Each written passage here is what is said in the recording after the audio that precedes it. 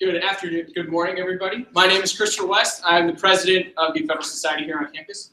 I'd like to read our mission statement real fast before we begin. The Federalist Society is a nonpartisan, conservative, and libertarian organization dedicated to fostering balanced and open debate about the fundamental principles of freedom, federalism, and judicial restraint. The Federalist Society seeks to educate the legal community through its programs and publications about how limited constitutional government based on the rule of law can have a positive effect on law and public policy. Today's guest is David Bernstein and Josh Blackman. David Bernstein, right here, is a professor at George Mason University School of Law. He taught our very own Josh Blackman. He graduated from Brandeis. He gave me an A- in con law. I'm still friends with him. Thank you, Josh. You're welcome. He graduated from Brandeis University, then went on to Yale Law School, where he had a very successful career. He teaches products liability, evidence, constitutional law 1 and 2, and is an expert on evidence. His other published works include numerous law review articles, blog posts on the Volokh conspiracy web blog, and the books A Conspiracy Against Obamacare, the Volokh Conspiracy and the Healthcare Case, and You Can't Say That, the growing threat to civil liberties from anti-discrimination laws. He's also the author of this book right here that we're going to be talking about. And with that, turn it over. Thank you very much. Thank you all for coming. I see there's some Federalist Society literature on the table. I also left a couple of George Mason related things here. Professors, we try to be sort of ambassadors for our school. We go around and give talks like this. So if you know anyone who's interested in going to law school in the DC area, or if you've been thinking about doing a visiting semester in the DC area school, not everyone knows because we're in Virginia, people don't realize that we're right across the river. So you feel free to take some of that. He's trying to poach my students right now. Very good. I thought I was doing it very subtly. Visiting students, so could I be a visiting student? Nothing wrong with that. That's a DC experience. Anyway, there's a risk, of course, that when you write a book called Lawless about the Obama administration, that it'll be seen as not just partisan, but purely partisan. So I think there's at least one way of remedying that in part, which is, let me start with this. How many of you, if you're willing to, don't be shy. No one's recording you, they're recording me. How many of you voted for Barack Obama in 2012, or would have if you weren't in college and forgot to get your absentee ballot? I don't want to know. Maybe a third of you at least. And of those, how many of you are eager to see Donald Trump be president? Okay, I'm guessing not many hands. Not many. So, to the extent you're thinking, oh, it's all against Obama, I mean, really important aspect of all this is that anything the president does that is a potential abuse or expansion beyond the Constitution of his powers, of course, will be relied upon by the next president and future presidents to do similar, albeit potentially ideological opposite things. So if you're thinking, well, I like Obama, I don't want to hear about this, this is unfair, just think if Donald Trump was doing similar things for what Donald Trump wants to do, and then maybe we can see the broader implications of this. So let me talk about first an overview of the problem, and then run through briefly some of the highlights or lowlights of the Obama administration with regard to the rule of law, and then delve more specifically into a few examples. I'll spend, in particular, some time discussing the intellectual influences on the progressive left that have unfortunately made it more difficult to have an internal critique from within the Obama administration and its allies of some of the things that the administration has done that go beyond the president's legitimate power. So let's start with the problem.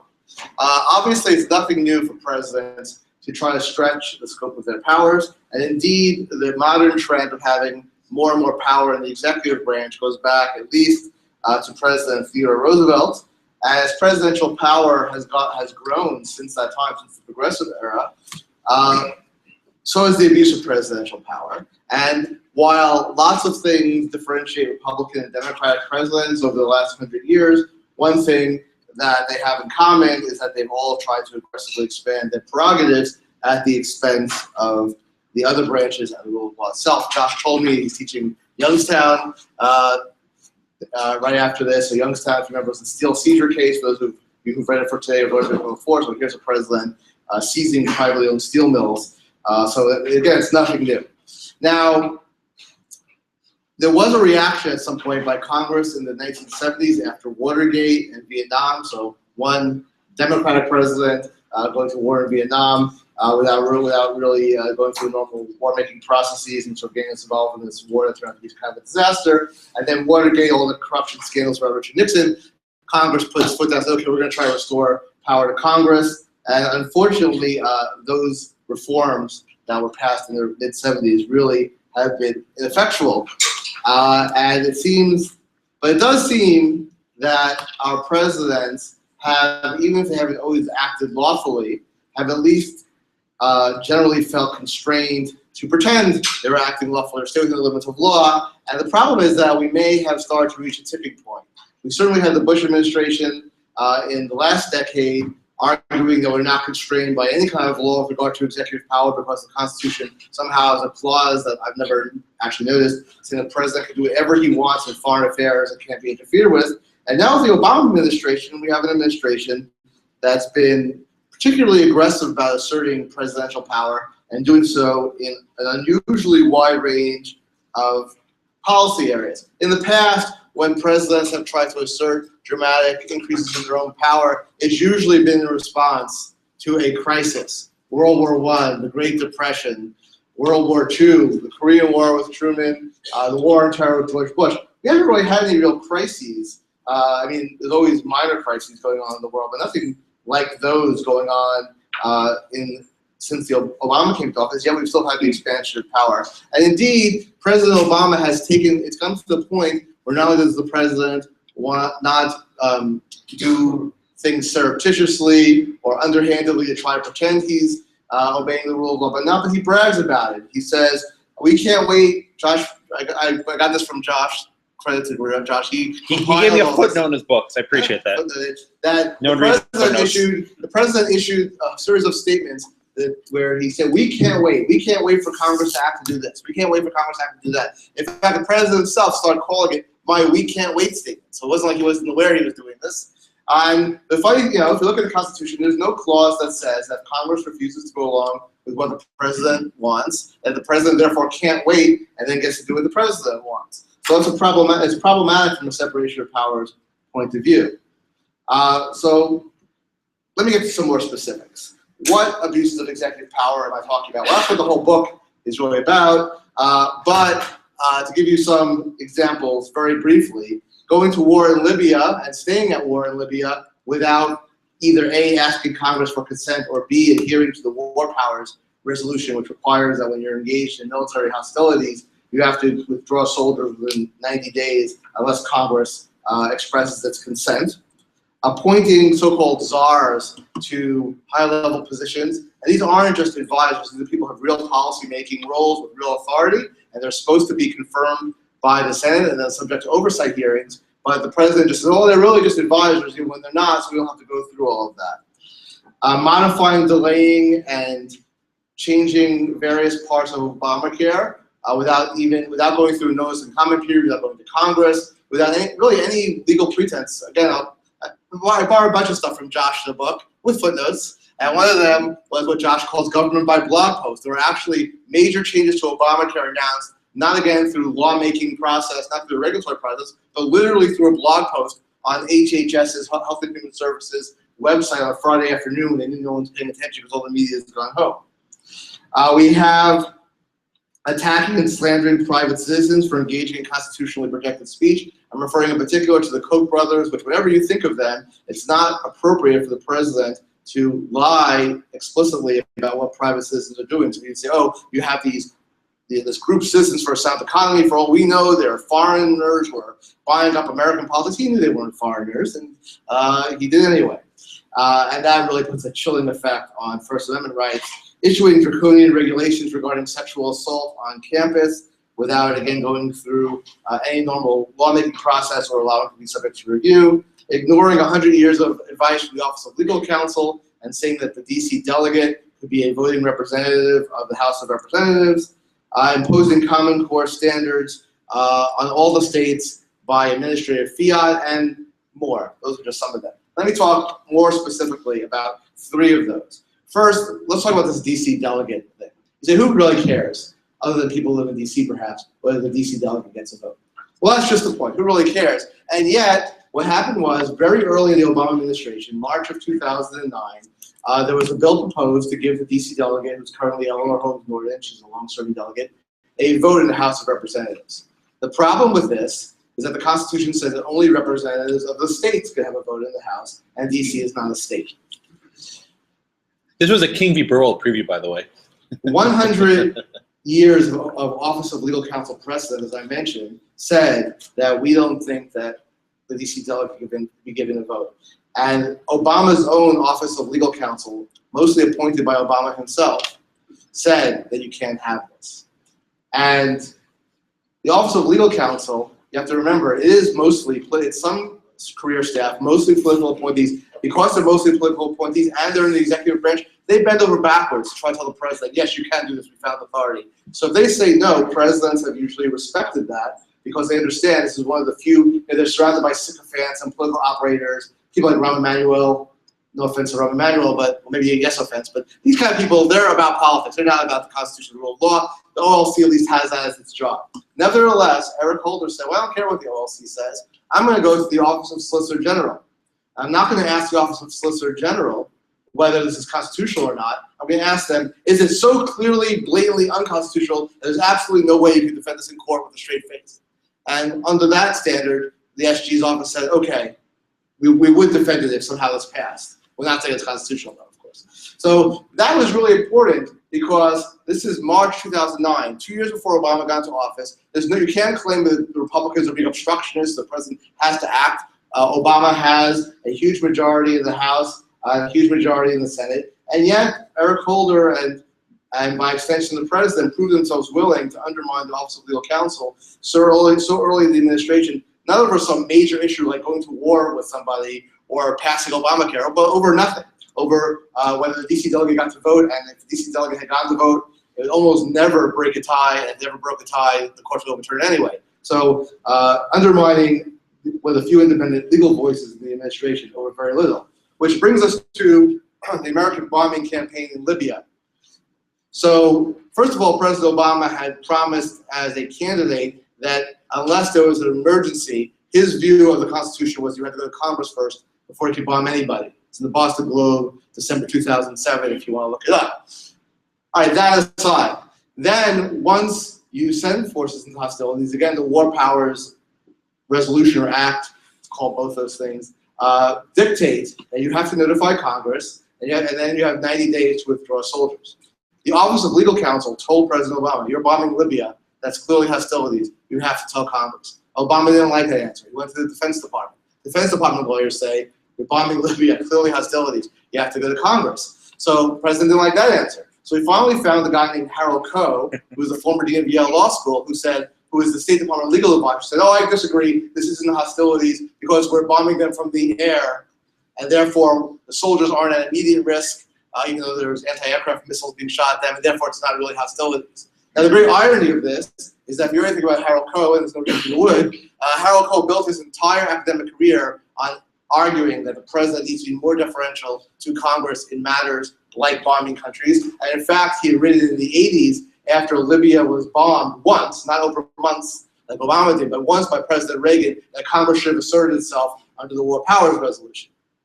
So no one takes this legal analysis with a straight face, except for Akhil Amar, Yale Law School, who defended it, but every other law professor I've read or spoken to says, yeah, this was a completely ridiculous argument that somehow it's not hostilities if you're bombing from the air and not from the aren't the ground forces in. And indeed, one of the reasons the War Powers Act was passed to begin with was because President Nixon had been bombing Cambodia from the air, of course, without congressional approval, and it led to hundreds of thousands of deaths and didn't accomplish much except lead the way for Khmer Rouge to eventually take power. So that wasn't considered a great foreign policy triumph.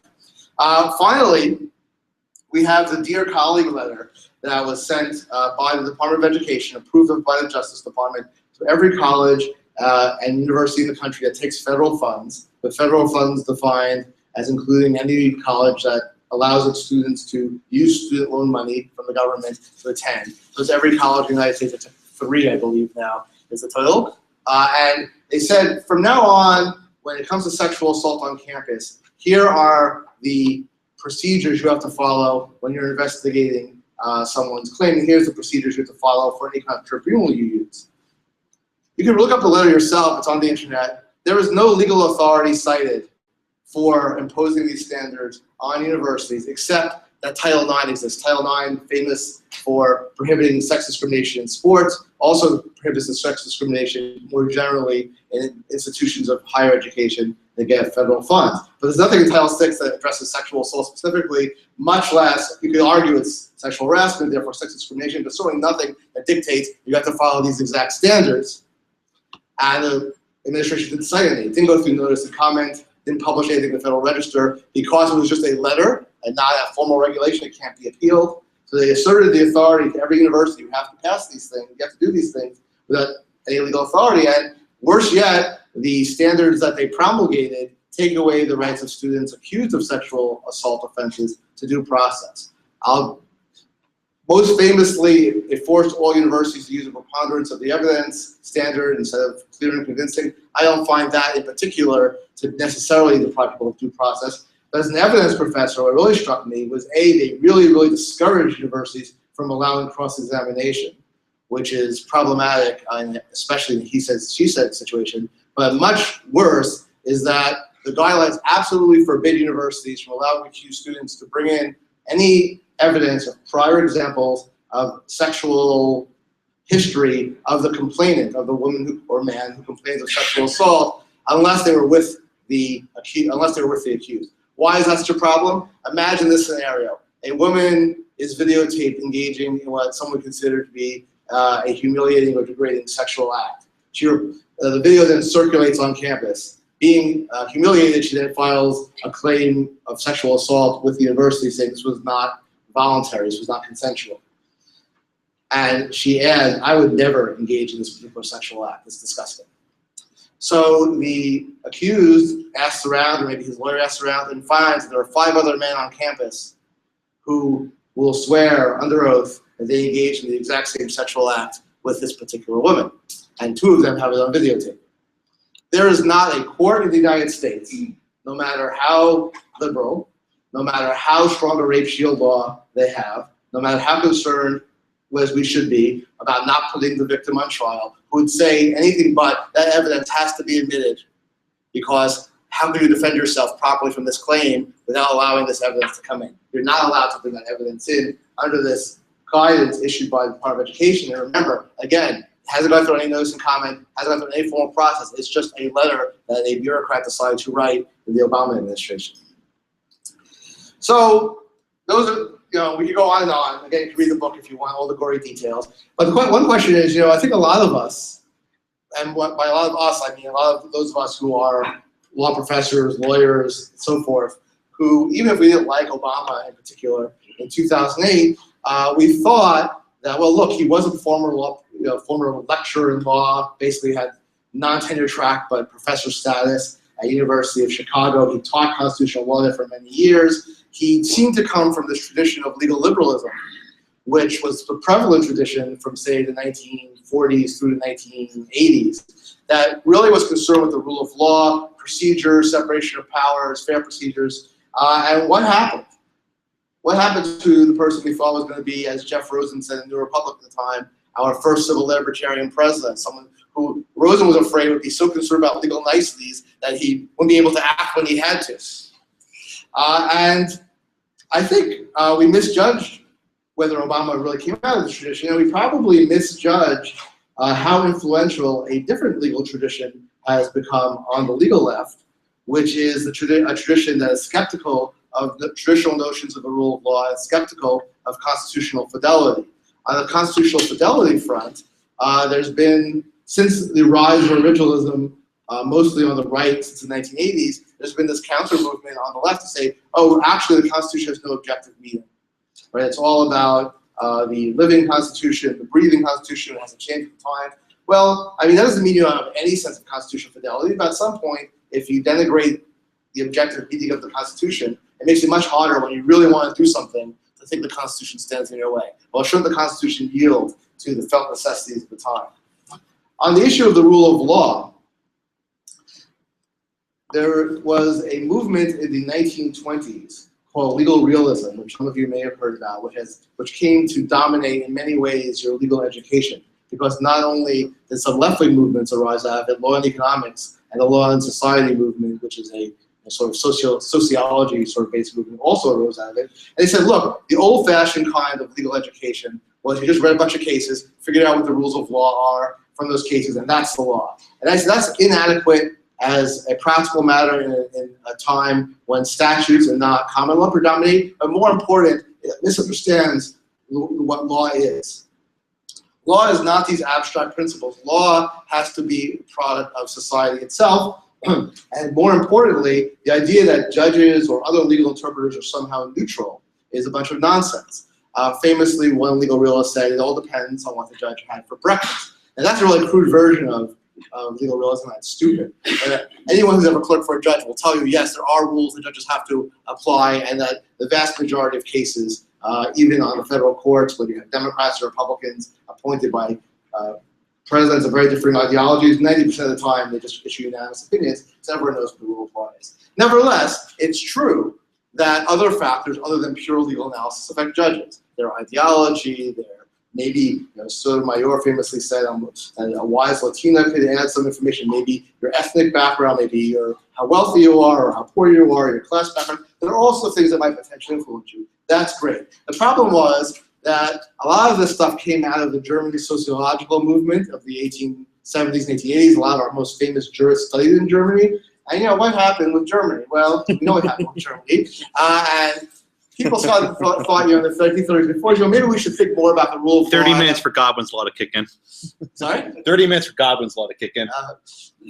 It's not that there were Nazis. It's actually that they said, well, if we go too far down the road towards legal realism and stop believing in underlying legal principles in the rule of law, we risk Nazi Germany or fascist Italy or Stalin's Russia. When you don't have the rule of law, you want totalitarianism. And that became the foundation for legal liberalism in the 50s and 60s and 70s, that we want to have progressive economics and so forth, but we also want to make sure we're adhering to the rule of law. Then in the 1970s, though, a more radical left-wing movement, which you've probably heard of, called critical legal studies came around. We call them the crits. And the crits said, let's go back to the legal realists. It turns out that all this stuff about rule of law and whatnot, it's all about politics and power. Law is politics, is the famous mantra. That there's really no distinction between law and politics. We just dress up people in black robes and give them titles, call them Your Honor, and that's just a way for the ruling class to impose its will on people by pretending there's some independent value to the rule of law, when in reality they're just engaging in class and ideological-based interests. That was followed by the late 1980s, and this was all sort of peaked right when Barack Obama and I were in law school at the same time we were in law school, with the growth of the critical race theory movement, which said that it's not about class interests, it's about the white power structure preserving self-empower. That's what law is. And feminists were saying it's all about the patriarchy, but they all basically come down to the mantra that law is politics. There's no independent value to the rule of law as such. In fact, the rule of law, the whole concept of the rule of law, again, is just a construct meant to fool people into thinking there's such a thing as objectivity. Now, the critics, like I said, peaked in the late 1980s. And while they still have a fair amount of influence in law schools, they've never been a majority, even among the majority of law professors who are liberals. But that doesn't mean they haven't had any influence. So, for example, if you read the mission statement of the American Constitution Society, which is the liberal analog to the Federalist Society, they say we are interested in the rule of law, along with genuine equality and a whole bunch of other stuff. Right, here are our goals. We like the rule of law, we like genuine equality. I have this in my notes somewhere, the exact word, now I can't find it. But be that as it may, the point is that whereas a prior generation of legal liberals would have said our priority is the rule of law, because without the rule of law we have anarchy and chaos and discrimination, and it's narcissistic and nihilistic, and maybe we'll wind up with totalitarianism. Even among the mainstream liberal left, there's a view that the rule of law is not all it's cracked up to be. So, this again does not mean that the crits controlling the Obama administration. I think it's all mainstream liberals, but it does mean that this rule of law tradition has been somewhat denigrated in favor of a tradition that says, if there's a conflict between rule of law principles and things that we really think are important, like genuine equality or social justice, that it's not that rule of law inherently wins. We have to kind of balance them. And the way the Obama administration seems to me has approached rule of law issues, which is not unique to it, but I think it's more prevalent and pervasive than it has been before, is to say, here's what the president wants to do. Let's figure out if there's some statute, constitutional argument, something that would let the president do that, that's not completely ridiculous. Now, again, like as with the DC delegate case, that we could defend in court with a straight face. Now, the rule of law perspective would be, let's first figure out what the law is. How does the law constrain the president? And within those constraints, what can we do? But especially in domestic affairs. Oddly enough, President Obama has been, I think there's a new book by Charlie Savage of the New York Times. I think he persuaded me that, interestingly, oddly enough, in complete opposite contrast to the Bush administration, that they were more concerned with the rule of law with regard to international affairs. They like international law. They're internationalists. They think international law is really important. Separation of powers, the Constitution, less important. So domestic affairs, their view really has been, let's figure out what we want to do. Let's then go to OLC and say, is there some theory you can come up with that will allow us to do it? So that doesn't put unlimited authority in the president, in the sense that, yes, you can stretch the law only so far before it breaks, and there are certain things the Obama administration has not done. They would have liked to have used the immigration guidance that the president issued to de facto legalize even more people, and OLC said, well, look, you can't do that. This is how far we think you can reasonably go. You might still lose if you get challenged in court, as they have so far, but at least we can make an argument with a straight face. But when you have a situation where we're trying to say, basically, can our lawyers think of a way we can defend this once we decide what we want to do, rather than what can we do, and then we'll figure out within those constraints what we want to do, you really have the rule of clever lawyers rather than the rule of law. And again, you could say, well, other presidents have done similar things. How much different is it? And the strange thing, though, about the Obama administration, the thing that does make it somewhat unique, is that the president, again, doesn't deny that. He says, if Congress doesn't act, I'm going to get my veto. I'm going to get out my executive order pen and paper and sign things and ignore Congress. One thing that really struck me was researching and writing my book. I will wave again if you use. I'm proud of it. Is that the president had that in the past we had people in Congress. Senator Robert Byrd of West Virginia is a good example, who were the old guard, who believed in the separation of powers in the sense they want to preserve the institutions of power. They want to preserve the Senate's authority vis-a-vis the president. You had also Russ Feingold of Wisconsin was into this, and Herbert Kohl. Sorry, Russ Feingold. Where's Russ Feingold from? Wisconsin. It is Wisconsin. Herbert Kohl also of Wisconsin. Yep. Yeah, that's why I was getting confused. Both from Wisconsin. Say about Wisconsin led Democrats to really want to preserve the authority of the Senate. Anyway, so you have people who did that, and that's what the framers of the Constitution counted on. They counted on the fact that even if people tended to agree with the president in the Senate or House, they want to preserve their own power, that each branch would check the other branch. And one thing that's happened, this is not Obama's fault. This is not particularly a result of any progressive ideology, but it's been a trend for a while, is that we've become a more partisan and a more divided country. We used to have liberal Republicans, conservative Democrats, or I still remember when Ronald Reagan ran for president. I'm old enough to barely remember that. He won New York, he won California, right? We can't imagine a Republican winning these states nowadays. These states were up for grabs, and the South was up for grabs. It wasn't all Republican. Jimmy Carter won most of the states in the South in 1976. He won several of them even in 1980. But now it's all divided. So now we've come to a point where almost no one in either house of Congress wants to defend its own prerogatives. They do whatever is in the interest of the president of their own party. So when Bush was doing things that people thought were abusing the Constitution, you had all Democrats attacking him. You had very few Republicans criticizing him. John McCain was one of the few. For the most part, the Republicans fell in line, didn't hold hearings, didn't do anything. Now when President Obama is in power, he not only does things that a lot of people think are abusing his authority, but he actually says, to Congress at the 2013 State of the Union. He says, Congress doesn't want to enact my agenda, so I'm going to do as much of it as I can on my own. So you think, if the self-interested Democrats would say, well, let's take away our power. Let's boo that, or at least let's make it clear that we don't like it. Instead, they all stood up and gave him a standing ovation. So that's yet another problem.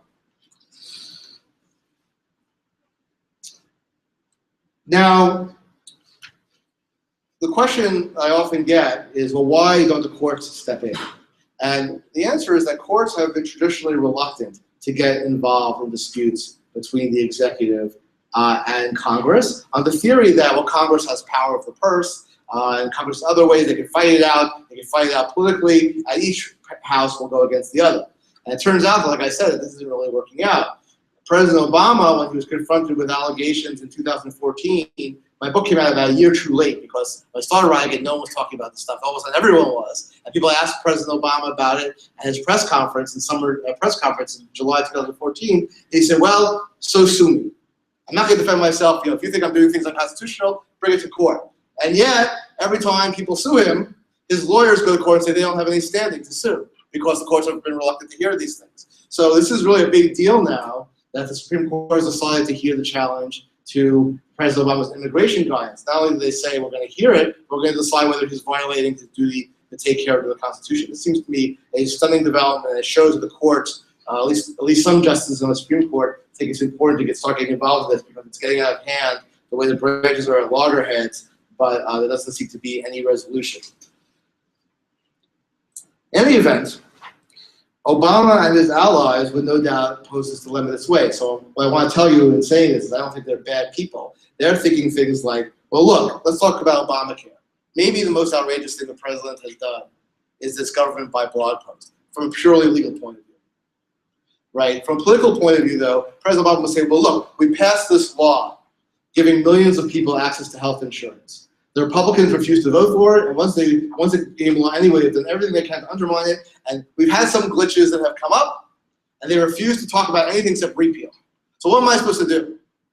Just let the law sink into oblivion and have millions of people lose health insurance with no obvious replacement, or tinker with it a little bit outside the normal legal process?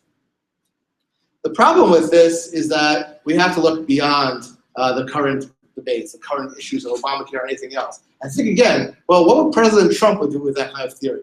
Right? Whatever happens with President Trump, it's unlikely that he'll always have a majority. I mean, God forbid, but President Trump will have a majority if he ever became president on everything he does. Ted Cruz wrote the foreword for his book, just in case you're curious. And some of you may be even less eager to have Ted Cruz be president than Donald Trump. But just imagine what they could do. And in fact, I think smart liberals, and there have been some smart liberals who have criticized Obama on this, are worried. They say, well, if Obama could tinker with Obamacare, what could President Cruz do to the tax system? Let's say he tries to repeal the capital gains tax, and then Congress won't go along. Could he just say, from now on, I'm just directing the IRS. IRS has a lot of enforcement responsibilities, and you can't catch every tax cheat. So anyone who's not paying capital gains tax, we're just not going to enforce the laws against them. In general, liberals like bigger government, with some exceptions, and conservatives like small government, with some exceptions. So it's a lot easier for a president to refuse to enforce stuff than to enforce new stuff that's not in the law. Right? Courts are much more likely. We try to say, well, there's no tax law saying you have to pay this much, we're going to make you do it anyway. Courts are going to strike that down. But if President Cruz refuses to enforce the tax laws, it's not clear we have standing to make it. So if you want to preserve your tax laws, your environmental regulations, your healthcare regulations, your health and safety regulations, you should be upset at the prospect. You should not only be upset at the prospect that the president won't be enforcing the rules as strictly as they're written, but you should be upset at the precedent that's being set now that President Obama is doing so without even really giving the legal rationale for what he's doing, because this could be really dangerous in the other hands. So I think ultimately that President Obama's actions that I've described are not simply wrong-headed, they're actually very dangerous. And they're not dangerous because I don't like President Obama. Some of his most controversial things are things I'm either somewhat indifferent to, like Common Core, or I actually agree with, like his immigration policies. So it's not that I necessarily don't want any of these policies. I just think that it is important. I do adhere to a traditional view of the rule of law, in the American political and constitutional system, the separation of powers is a key element of the rule of law. If we want to preserve the rule of law, therefore, we need to ensure that some of the abuses that have been going on don't continue, and that people of all political ideologies speak out in favor of preserving our constitutional system, so that regardless of who's president, the rule of law is achieved. Thank you very much.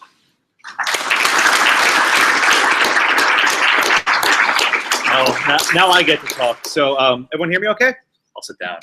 So it's actually an honor. As I said, David was my column professor. I sat in his class. Was it 2007? You should study more. Should study more. I see so many shades of myself when I hear David talking that it makes me feel all warm and fuzzy. So one point I want to bridge off on from David is about our partisanship. Now, if you notice, I close my eyes when you raise your hands. I don't want to know what your policy is. I don't care. But I do want to discuss some trends. So every year, people are surveyed on two questions. One, would you be okay with your son or daughter marrying some of the opposite race? A question of interracial marriage. Another question is, would you be okay with your son or daughter marrying some of the opposite party, right? That is, if you're a Republican, do you want your daughter marrying a Democrat? And if you're a Democrat, would you want your son marrying a Republican, okay? So in the 1950s and 60s, as you may imagine, a lot of people were opposed to interracial marriage. Believe it or not, in 1958, 4% of Americans supported interracial marriage. 1968, 20% supported it. 1983, 43% supported it. Today, it's over 90%, basically a done deal, right? About party. So in 1960, only 5% of Americans would have a problem with their child marrying some of the opposite political party. Only 5%. Today, it's over 50%. Think about that for a second, right? We've come so far on racial discrimination, right? That people are basically, okay, whatever, my son marries some of the opposite race, no big deal. We've reverted on political discrimination. In fact, Cass Sunstein at Harvard has called this partyism. It's a new ism, right? That's a discrimination. And I think this massive discrimination against party has bled into the body politic. So much so, as David eloquently put, we have people who oppose something merely because the opposite party said this. You know, Republicans said, we are not going to support Obamacare because it's Obama. And Democrats said, we're not going to support Bush because he's Bush. And I promise you, the second we have a Republican president, all these slumbering law professors will wake up and say, oh, yawn, man, that was a nice 7-year nap. Look at all these rule of law violations Trump's doing. You're already seeing with Cruz's eligibility. All these professors have been quiet, saying, wait a minute, is Cruz eligible? Wait, we have to take text history seriously. I'm very skeptical, and these people have been quiet for 7 years. Suddenly say, wait, that guy born in Canada, this can't be right. Anyway. So the point I'd like to convey is that we have massive gridlock in our system. And it's often said that gridlock is a bad thing. And I want to push back against this. So if those of you who did the reading for today in Youngstown, which we'll have in about 30 minutes, you may have noticed was a quote from Justice Brandeis's dissent in Myers, which we'll read later, where he said that this friction is actually part of the system. We do not have a democracy. We have a republic. And when people don't agree, stuff does not happen. You need the House, you need the Senate, you need the executive, and you need the courts all to agree before something goes forward. If any of those parties are lacking, you can't get much done. So it really isn't surprising that in such a polarized society, people don't agree, you don't pass laws. This is not surprising in the least at all. What frustrates that is when the executive says, you know what, we have these checks and balances, I'm not getting the laws I want, I'm gonna do it anyway. We can't wait, right? We can't wait. I have my pen, I have my phone, I don't want to wait for Congress. And oh, by the way, my last year of the presidency, I'm going to do as much as I can by executive action before I leave office, right? Like the midnight appointees of John Adams, except these are the midnight executive orders. And I think that's extremely problematic because it frustrates the separation of powers we have. Maybe we should have a parliamentary system. In England, it's really easy to pass laws. If the prime minister becomes unpopular, they toss him out with a referendum. We don't have that. So I think in many respects, the current mode is inconsistent with our constitutional design. But I think it's become justified in light of this gridlock. I think the lesson we have to learn is the only way to eliminate gridlock is not with more executive action. When you take executive action, it pisses people off more and they're less likely to cooperate, right? When you tell the State of the Union, Congress, if you don't work with me, I'll do it myself. What incentive do they have to pass any legislation? You're just gonna ignore it anyway. So the way to actually eliminate gridlock is actually to unite people. And the executive action that's been taken in recent years has done just the exact opposite. It's frustrated us. It's divided us. And I think that will be the most enduring legacy, that as it stands today, people just don't like those of the opposite party. They don't agree with them. They think they're out to get them. Perhaps one of the reasons why Donald Trump has been so successful. He doesn't have an ideology. He's an authoritarian among other things, right? But he's not a strict ideologue in the traditional Republican or Democratic sense. And I think people of all parties are gravitating to him. I saw a poll saying 20% of Democrats would actually vote for him. That must have Hillary Clinton scared out of her wits. So I think in the next presidency, I'm not quite sure who will be in charge, but I'm sure we'll see more of the same. I'm sure the people who are quiet now will become very rancorous. The people who are rancorous now will become quiet. And this will go on for the foreseeable future. David and I, we're going to keep complaining till we're blue in the face. I have contempt for both parties, so that makes me a more neutral observer, hopefully. Yes, but we'll keep complaining. And I'm going to stop here because I want to hear what questions all of you have. So thank you all so much. I'm grateful for your attention, and I look forward to your questions. Any questions from the audience? Scott. Kind of got one here. President Obama has recently signed some executive orders on gun control and his agenda on that front. What's the best way to get rid of those executive orders on gun control? How do we fight that? Did everybody hear the question real fast? Can y'all rephrase it? He wants to know how we get rid of the president's recent executive orders on gun control. That's actually, assuming you want to, which I'm sure not everyone here agrees with, that's very easy. You just elect the president who's against it, because that's one of those things about executive orders, besides the separation of powers, rule of law kinds of issues. They're not laws. They're officially just the president's interpretation of the law that he's telling his underlings to obey. And if you get a new president, they can sign a new executive order saying that either repealing the old one or actually saying the opposite. So unlike a real law, which is passed through Congress and the president can only be repealed through actions of Congress and the president, executive orders are only temporary. One problem with the president's executive orders is immigration. What do you do if you're an undocumented person in the United States who is trying to decide whether to take advantage of it? Do you take advantage of it and therefore at least indefinitely get to stay legally, get a work permit? Or do you say to yourself, well, if I now reveal myself to the government, give them all the information they want, that'll make it that much easier for President Trump to deport me once he repeals the executive order. So let me build up on David. We'll be talking about the immigration case in class in about 2 weeks. But the short order is, regardless of what the Supreme Court does with immigration, the next election will decide it. And let me explain what I'm saying. If Hillary Clinton wins, she will continue the president's policies no matter what the Supreme Court does. She'll find another way to accomplish it. If a Republican president wins, whoever it is, they'll stop it. So if this is upheld by the Supreme Court in July of 2016, and you're an undocumented immigrant, are you really going to sign up with 3 months left in the presidency and roll the dice? This has to be done in the next administration. The president can't do this as a practical matter. Legal matter, I think it's awfully unconstitutional, as we'll discuss in class, but practically, the next election will decide the fate of this case. Yes, sir, in the front. On the question of Cruz's natural citizenship, I saw the lawsuit filed obviously in the last couple of days. It's a joke. Yeah, I mean, it's a joke. In terms of standing, I mean, can you separate that from a purely political question? I think there are, I forget who it was, someone I think at the Balkanization blog wrote, I mean it was Sandy Levinson at the University of Texas, wrote, here are 9 ways, or maybe he just wrote it in the Commonwealth professors mailing list that we're on. Here are 9 ways where someone could possibly get standing. I can imagine someone getting standing, and maybe it's better sooner rather than later. Because imagine, for example, that the Secretary of State of Virginia decides, and that's the deciding state, decides that I don't think Ted Cruz is eligible to be president, so I refuse to forward the electoral votes from Virginia to Congress to approve. And then, right, so then we have a constitutional crisis. But I don't think. I mean, I've looked through the literature. I mean, I think ultimately it's a very simple issue. The word naturalization existed in 1789.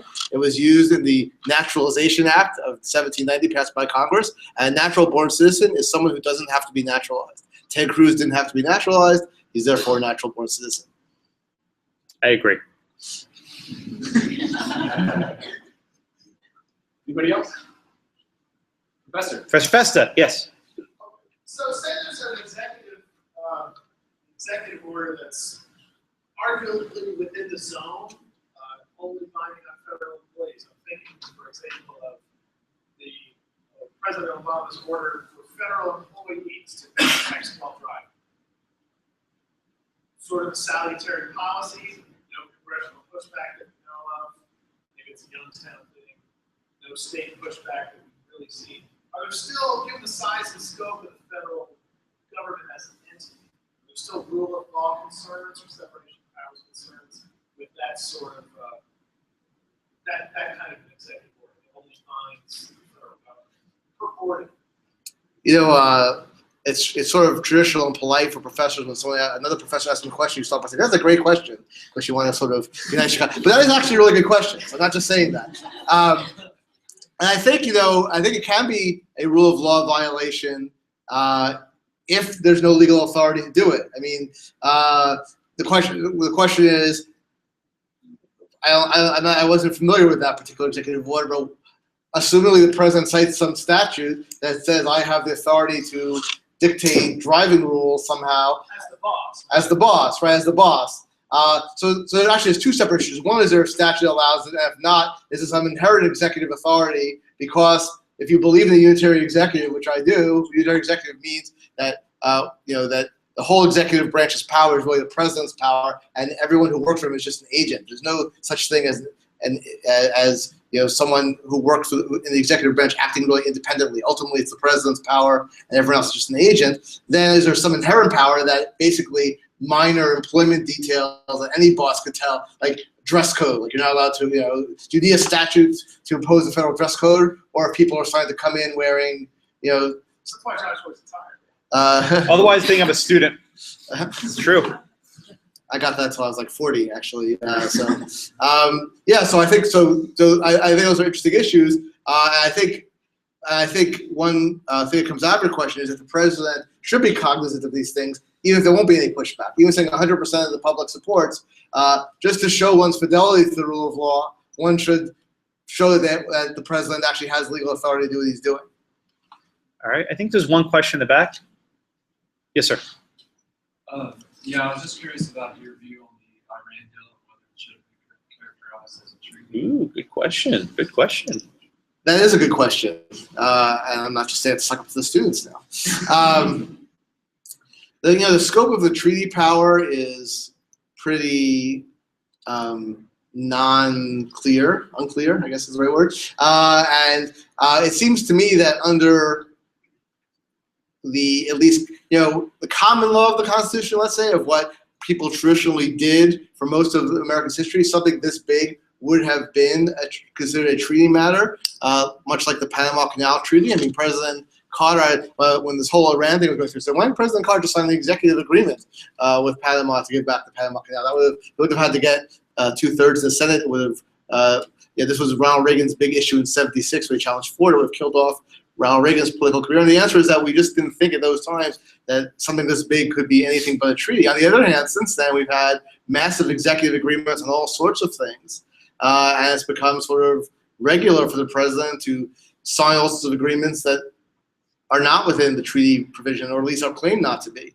So I'm not a scholar of the original meaning of the treaty clause of the Constitution, and I'm not really sure what it's supposed to be. But I would say that that for most of American history, it seems to me an agreement with an international, a foreign government on a major foreign policy issue that, more importantly, perhaps also led to the removal of sanctions. So it actually had legal consequences. Should have been up to a treaty power because But there was a statute attached to it as well with removal of sanctions. There was the Iran Treaty Authorization, the Authorization Act, the Corker Bill. Right. So that question is whether the Corker Bill is a self-constitutional. Right. Can Congress give away its own authority to change law by having the president majority vote? By majority vote.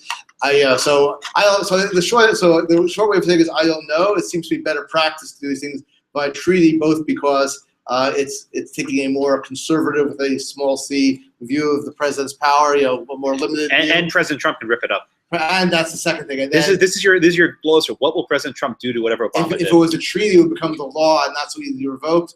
Now, all the Republican candidates, I think, have said first, either the first thing or maybe the third thing we're going to do when we get to office is tear up this agreement. That's just Cruz said it. Rubio said he wasn't so clear, but yeah, it's like the third thing. Right? Yeah. So it's bad to have major international agreements be subject to the whim of whoever happens to be in office at the time because they didn't have popular support. Okay, I think we're out of time. Thank you all so much. I really appreciate it. Thank you. Thank you, David. Our next event will actually be February 9th. We'll have Ryan Anderson coming in talking about polygraphs and criminal law. So if you're interested in that, Right, thank you very much.